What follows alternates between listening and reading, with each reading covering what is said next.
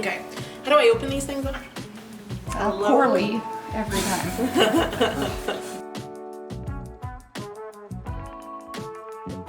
Hi, I'm Susan here at the Cellar Wine Store.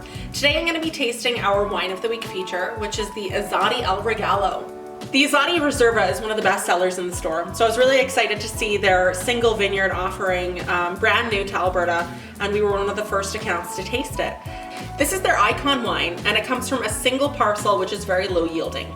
And as we know, a lower yield vine will produce a higher quality wine. It concentrates all of its energies into producing really premium quality grapes.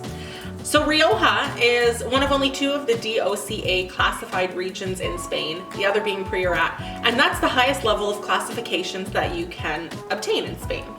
The region of Rioja is a very dry, landlocked region. It is moderated by the Ebro River and its 7 tributaries, which will help with the climate. In Rioja, it's traditional practice to use American oak barrels to age your wine in.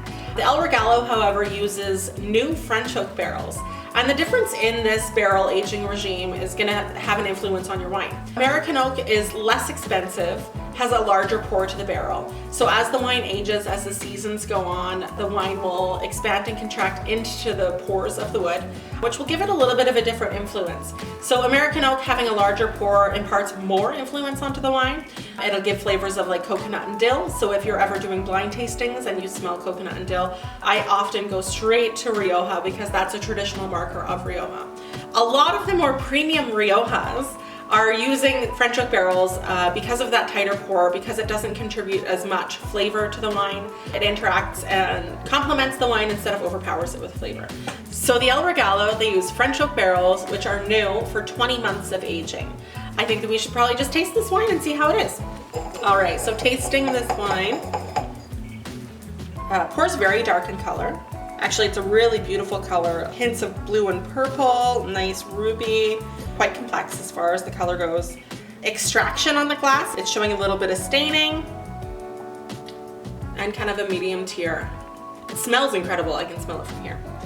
Aromatics, really, really beautiful. Lots of blueberry, a little bit of pencil shaving, bay leaf, and the oak is delicate. It's really nice because it doesn't overpower the wine, so you can definitely tell that this is made with French oak barrels. It does have the benchmark Rioja nose, so Rioja being made with 100% Tempranillo. Well, this one anyways, sometimes it can have some Grenache blended in, but this is 100% Tempranillo. Blueberries, crushed blackberries, crushed rocks. It smells delicious. Let's taste it.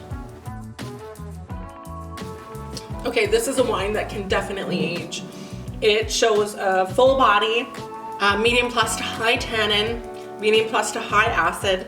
This definitely has some length to go in the bottle. I think this wine could easily age for 15 years.